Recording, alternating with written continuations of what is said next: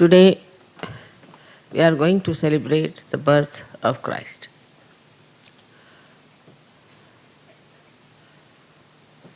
At a very crucial time we are doing that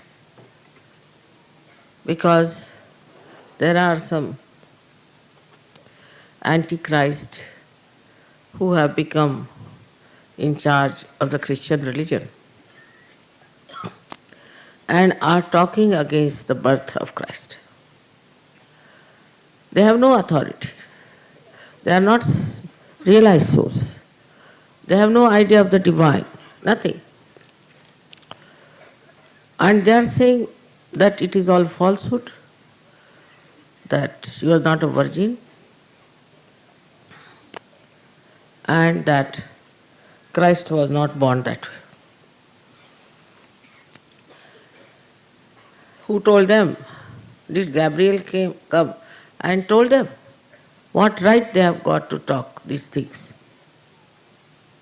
So because they are antichrist, now they have become in charge of Christianity. Even Pope is like that.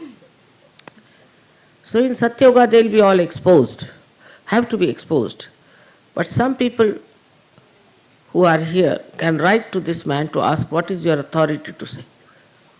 Have you felt the all-pervading power of God's love?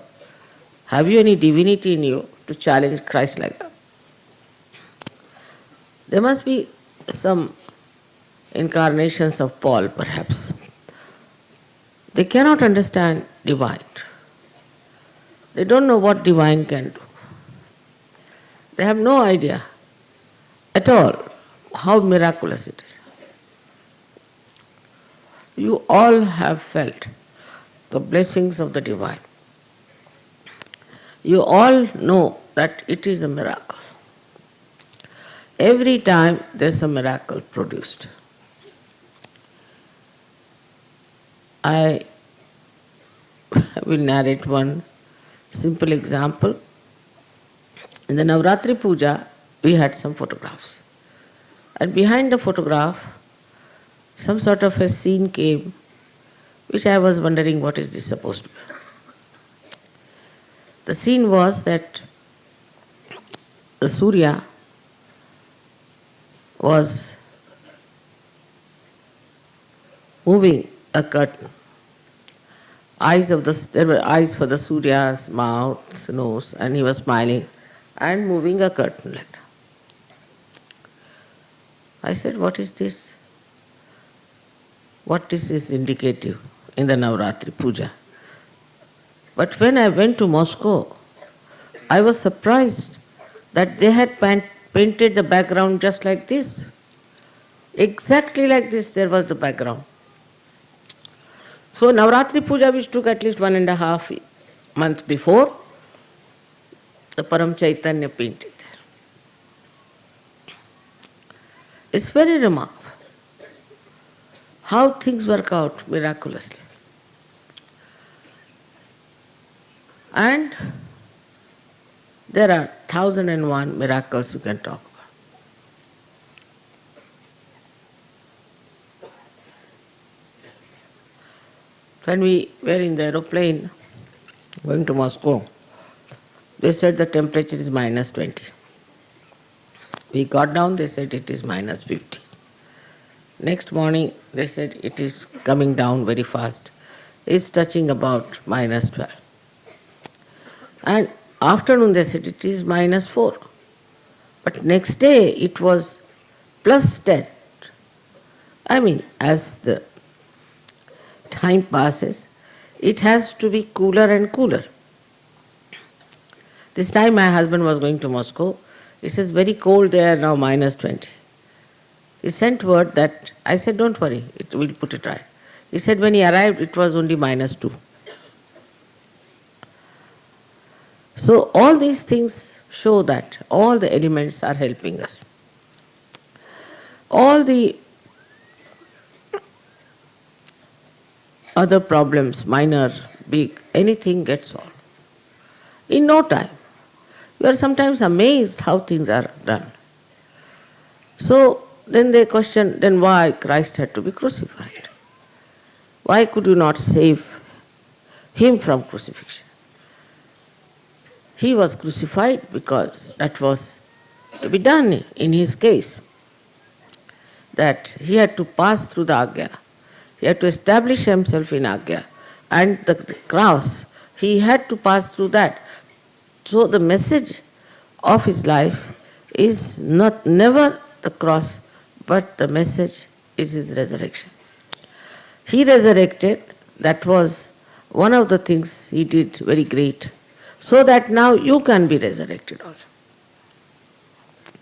In every incarnation in the evolution, every incarnation did something very, very unique. At the end of it, Christ did the resurrection part. And he did it because he had to die. Otherwise, how can you resurrect yourself? So there are lots of things which look mythical, which are not. Tomorrow they say that Christ never resurrected himself. And actually, he died later on in Kashmir. There's a proof of it. But still, the people don't want to believe.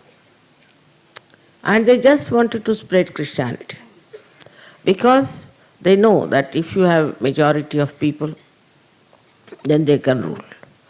The same trick now is tried by politicians. But this kind of a majority is not going to bring any solace or any benevolence for people. Christ's mother herself has been challenged by this man and has said all kinds of nonsense about her. On the contrary, Muhammad Sahib in Quran says, nobody should challenge the chastity of the Holy Mother, of Christ's mother. He has respected. While there is no respect shown to Mother Mary in the Bible, no respect. She is called a woman because of Paul, who was a horrible antichrist who came over, who took over Christianity, tried to spread Christianity, and with that, what he wanted to put his own importance.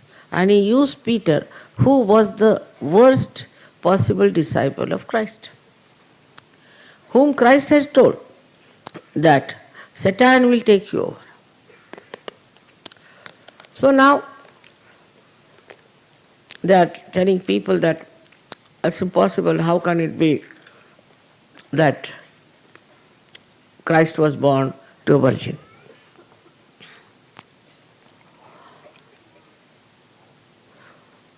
We Indians worship Sri Ganesh. Sri Ganesh is the same as Christ. And we believe that the mother herself created the child as a virgin, as a Gauri. Not only believe, but it's our faith. While the faith in the West is all rationality. They go on thinking like that, and they go on producing yarn of falsehood. What was the need for newspapers to publish this nonsense of this Durham fellow? And then he was honored by the Archbishop of Canterbury, who is another Antichrist. He honored him, and just after that, that church where he was honored was completely burnt by Vishnu Maya. She was looming around it for 1 hour and then she burnt it completely. Only the lower portion was left because they were also very beautiful paintings, maybe. Now the stupid fools are saying that it is God's grace on us that they saved us from this Vishnu Maya, the lower portion. But why did it burn? So you have to understand that rationality can never make you understand divinity. Can never. It is so limited, so conditioned, full of ego. How can the rationality tell you what is the truth about Christ's life? But we have proved also, scientifically. So you must be knowing that I told them that if you see from right to the left, you see a swastika. because of carbon, the way it is made. If you see the carbon atom, you see a swastika from left to right. We have made a big model out of it. And then you put it in another way, means you see it from left to the right, then you see Omkara, no doubt.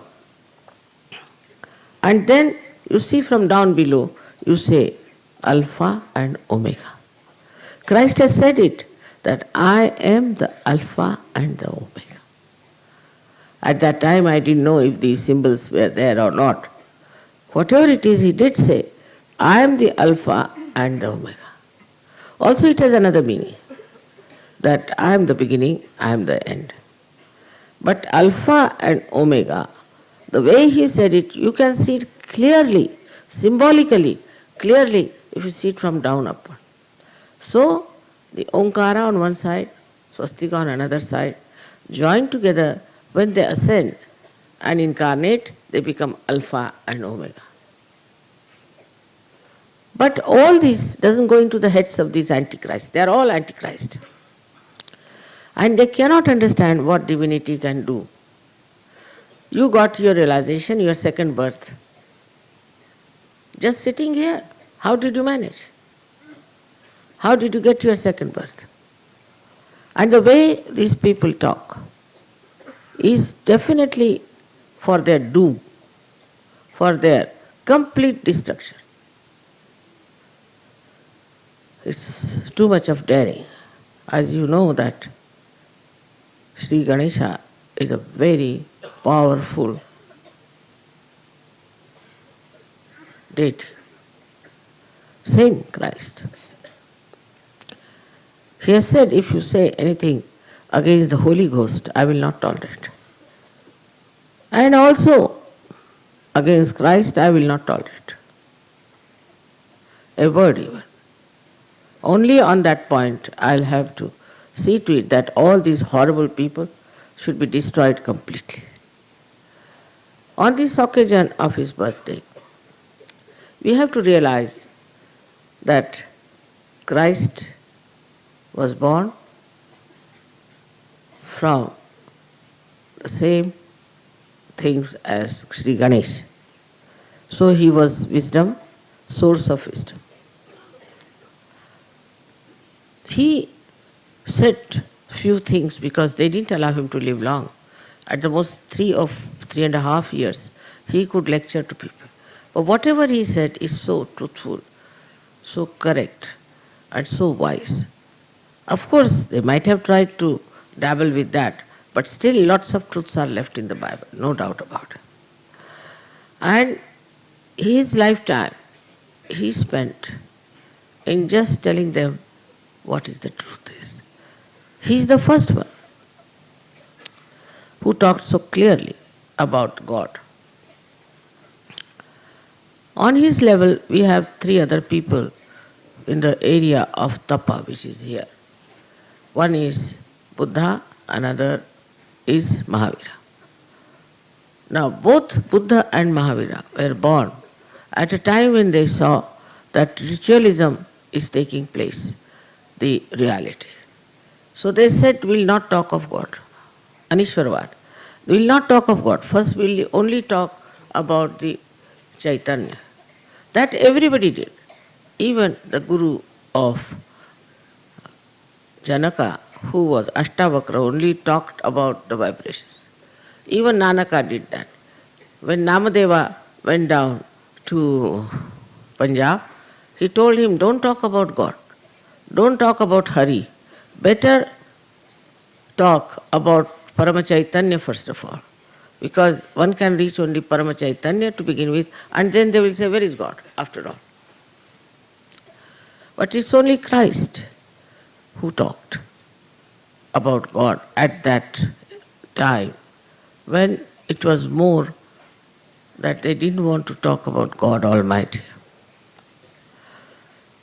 He was a daring person, were never afraid of anything, no doubt. But his childhood has not been described anywhere, which is very sad. We have got the beautiful description of Sri Krishna's childhood and also Sri Rama's childhood. except that once he was in argument with some Pharisees, and how clever he was, and they were all flabbergasted at his discussion. That's all, nothing more. But later on, though they had showed no regard for Mary, the people couldn't help it. They said there has to be some Devi, some goddess. How can Christ take birth from her? So they named her Madonna, and that's how this Mother Mary was called as Madonna. Means maiden, means virgin.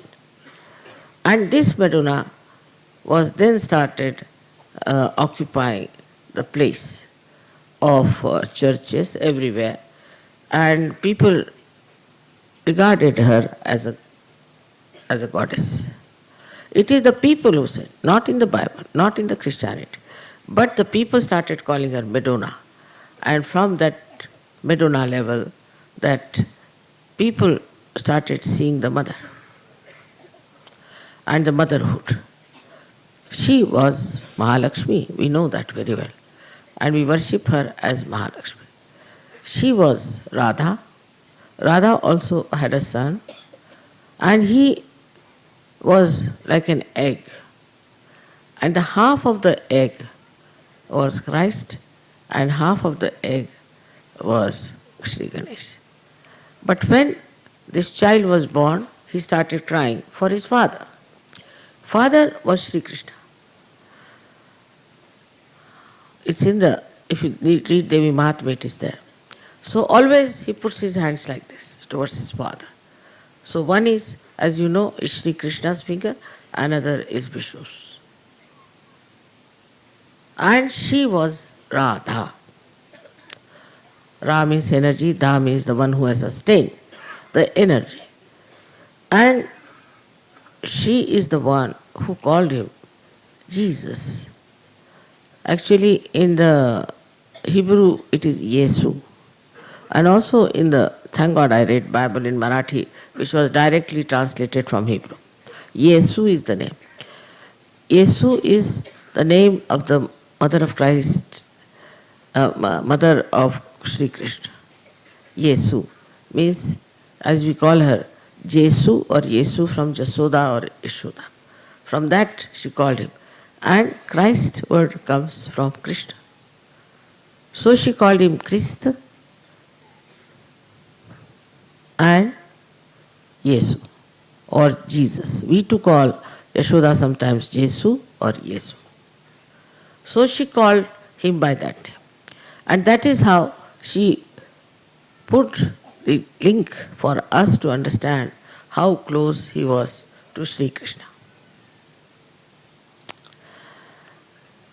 Sri Krishna came only, incarnated only in India, because he would have been too lenient a person to be incarnated in America.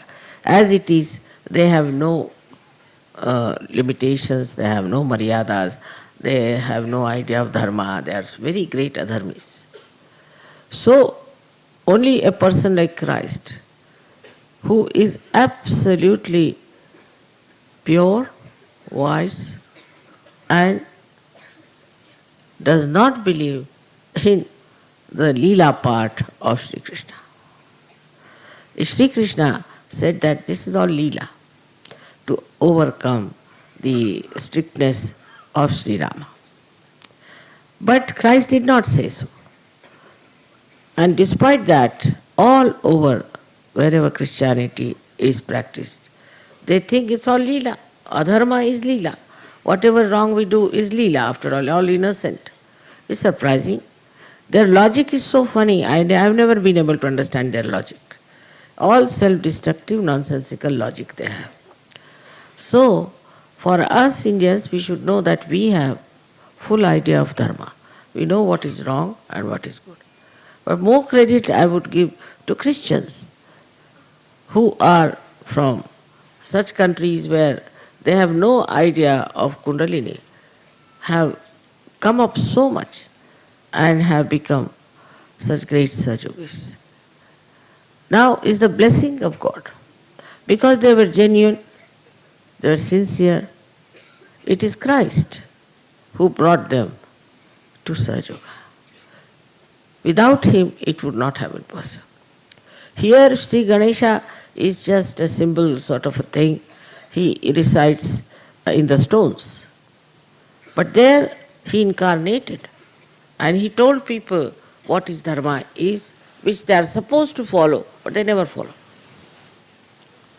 They never follow. They are extremely money-oriented people. It's very surprising what things they have done in the name of God. The most symbolic thing is his birth. He was born in a manger.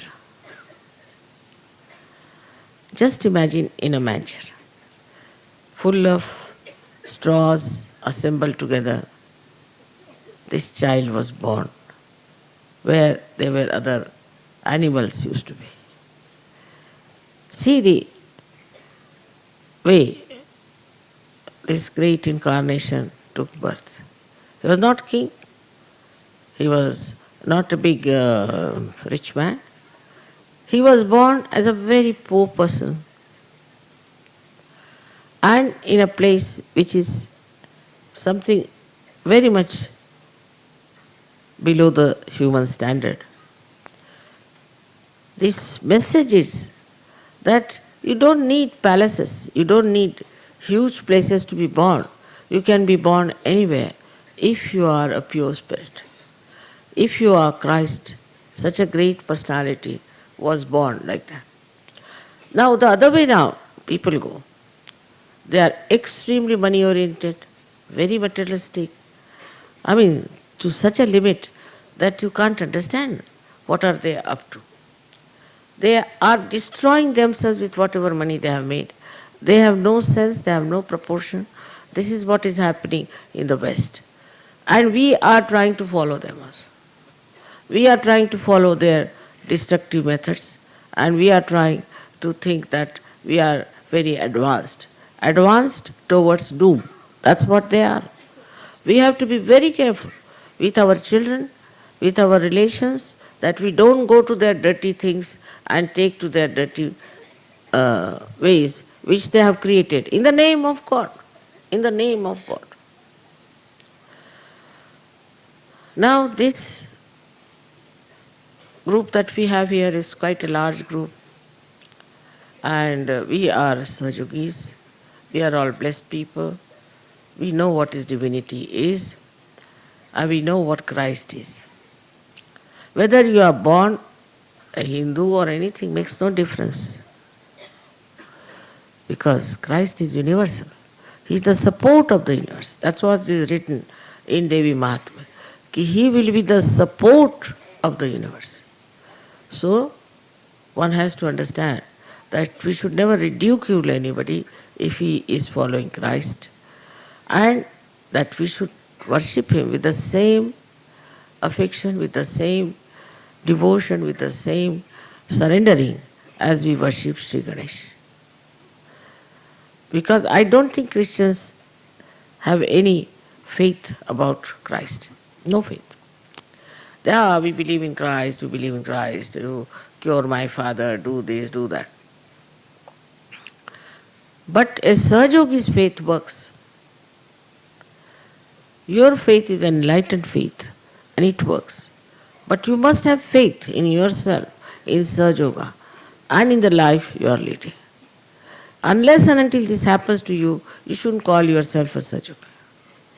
I see still there are people on the periphery. Then you don't know what to do about it. You don't understand in a mental way, but you just float into the immense love of God, and you want to give this love to others.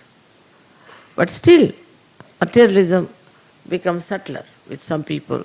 They are still materialistic.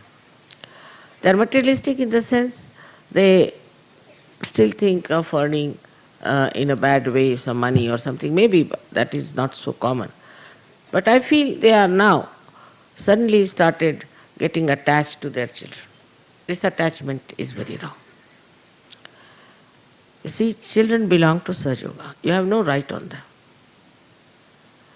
Because They straight away wanted children to come back home and not to come to Ganpati Pule. I mean, they are children of Sahaja.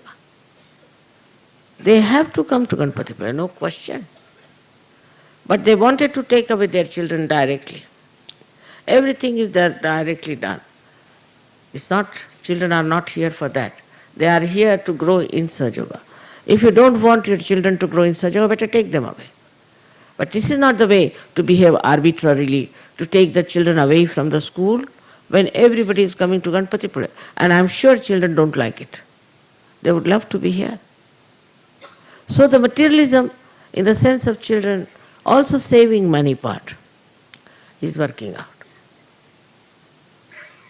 And this is something shows the materialism which Christ never clung to. He never wanted it. This one we have to understand. To pay respect to Christ, the best thing is to get out of these materialistic ideas.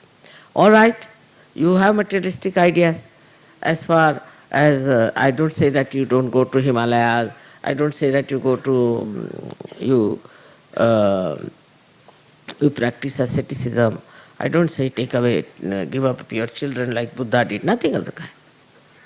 But your detachment should work. Let's say a bird is there, flying over the ocean of water. It will never drink the water of the ocean because it is saltish. You are there. You are in this world, but you must develop your detachment. In the beginning it was all right, my father is sick, my mother is sick, my child is like this, all this nonsense was all right. But not now. Now the speed of Sahaja Yoga is very fast. And those who will be left behind will be left behind. So be careful. Do not get entangled into these materialistic ideas. And for Indians especially, they don't like to stay in ashrams. Indians want to have their homes so they can dominate their wives, have their special type of food, this, that, and work out all their ugly tastes all the time. I would say that must be the reason people must have said that Indians must fast to get rid of their tongue's desires. They will, even when fast, think about food. What's the use? Christ fasted for 40 days and Satan asked him that you should give up your fast and do this and do that. He never listened. So materialism works out in two types. First of all, in the West now, is the materialism is my house, my wife, my children.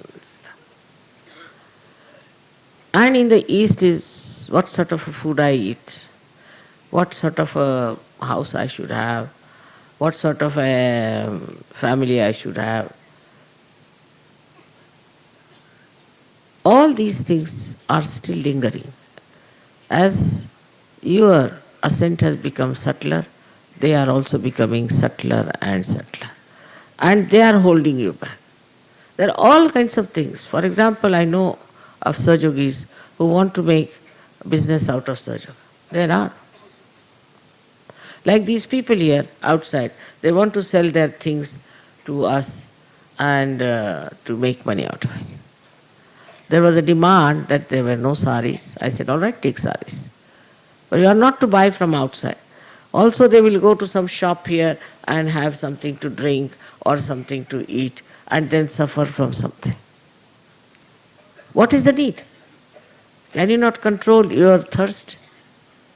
Can you not control your appetite?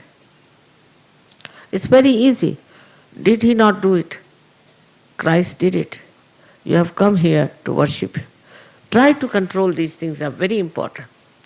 And once it happens, it doesn't matter if you get food, doesn't matter if you don't get some good place to live in. You can live anywhere. Anywhere. As far as I'm concerned, you know that very well. I have no demands. My body doesn't demand anything. It's such a good body, it never demands. And that's why I've seen that I never feel tired. I'm here with you, and in the same way I'm anywhere. If you make me sleep here, I can sleep the whole night. My body never says anything. On the contrary, I've seen the experience is very different. Once I traveled by train, I think from Pune to Hyderabad or something. And the train, I was on the wheel, and the thing was it's jumpy, jumpy, jumpy, all that. And slept off, and what I was thinking, I was feeling that I am going from one star to another star, moving from the whole universe. I never felt the jump, I felt the other way around, that the whole thing is going, the body is moving from this star to that star, from there to there. Somebody would be absolutely angry for a thing like that. On the contrary, I was enjoying nice jumping from here to there, to going to this star and to that star and moving from one place to another. It was very interesting. So the reaction is very different. Reaction is different. If there is a crisis, suddenly I become thoughtless, completely thoughtless. And a kind of a tremendous peace starts pouring out of me. If there is a crisis. And this is what you all can achieve, very simply, if you get detached. See, I have children, I have grandchildren. I never telephone to them. I'm not bothered. If they telephone, well and good. I never telephone to my husband also. I always think that it's a waste of time of telephoning here and telephoning. I have got all telephones within myself. I know everybody's all right. So why to telephone to them? But unless and until you develop that kind of status, it won't. Then another thing I've noticed about Sahaja Yoga is that they become suddenly very violent, and there are reports that some people were hit. That's not being a Sahaja Yogi. I've never raised my hand against even my own children. It's not allowed. Nobody has to raise the hand or touch somebody's body to be violent. It's absolutely such a person will fall very deep down into Sahaja Yoga without doing anything. You're not to get angry, you're not to shout. Nothing of the kind is going to help you. You have to be absolutely peaceful, calm, compassionate. If there is a wrong type of a man, just tell me, I'll manage. You don't have to handle such situations and misbehave because you are still attached. And that attachment will pull you down. So be careful not to be angry. Look at Christ. He was angry with the people who were selling things near the church. At that time it was not the church, but they call it a tabernacle. And he was very angry that in the temple of God, these people are selling things outside. And he took a big hunter and hit them hard. But he was Christ. At the same time, when he was crucified, he said, "Oh God, my Father, please forgive them because they don't know what they are doing." This is what one has to understand from his character, how forgiving, how loving he was, how he looked after the people, how he helped people for their emancipation. In those days of complete chaos and anarchy, he stood up and talked about truth and about such things like spirit, like ascent. They were all blind people. They didn't know what it was he was talking about. And he talked about it. There's a lot of myths that exist in the Bible, and one of them is that when the resurrection time will come, your bodies will come out of your graves. It is not only with Christianity, but also with the Muslims and also for the Jews. Now think of it, after so many years, what remains in the graves? Few bones. And these few bones, if they come out, how can you give them realization? Think of it. It's a big myth. One should understand, logically it's not proper. So what is the thing is, I must say, Nala Damayanti Akhyan, in the Indian philosophy, they have given a clear-cut idea that when this Kali Yuga will come, so many great seekers who are seeking God in the hills and dales, mountains, will be born again, and they will be given their self-realization. Their Kundalini will be awakened. This is what is said, and that seems to be a very logical thing because we are doing that. And today's population growth is also because so many have taken birth. I don't know how many will get their self-realization, how many they are going to get it. But those who have got it have to establish themselves. Establish themselves. And there also I find there's some sort of a very subtle type of attachment with people. So, for the time being, I feel that you should all surrender yourself to the qualities of Christ, which are immense qualities. And the greatest is that He cannot tolerate anything against the Holy Ghost. That is the only time He is going to come out and work it. I tell you, if you are a Sahajogi and if you misbehave, He allows you to some extent. There's one fellow in America wanted to talk to me on the telephone and discuss about Sahaja. But he found me a bit too much for him, perhaps, and he started talking to Sahajogis and he didn't talk to me. And everybody was very angry. I said, forget it. The other day I received a message that he was doing a program, same time, and he collapsed because he got paralysis. So he's not a surgeon. I am not responsible. But if somebody calls me a mother, then the Param Chaitanya respects that. And you have no business to hit anybody or to talk to anyone rudely in any manner, those who are Sahajogis.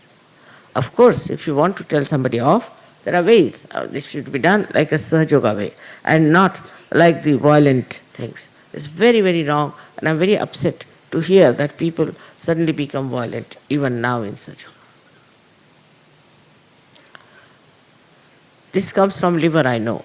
You can go in for your liver treatment, improve yourself, but don't think that you can get away with it. You cannot.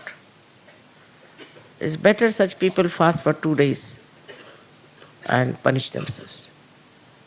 Temper is the worst thing, and Sri Krishna has told that temper is the worst, from where everything starts. So we must control our temper and understand that Christ was the embodiment of forgiveness. Embodiment. We are worshipping Him today. How He forgave people. Those who crucified were not the Jews actually. They were the Romans.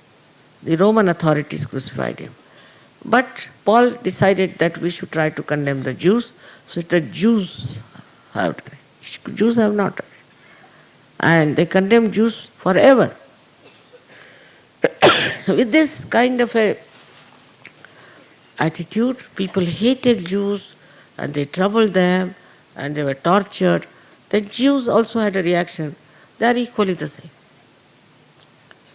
So it's not the Jews, because it's never done that you ask a multitude, a magistrate asks the multitude whether you should crucify a thief or this man. It's never done.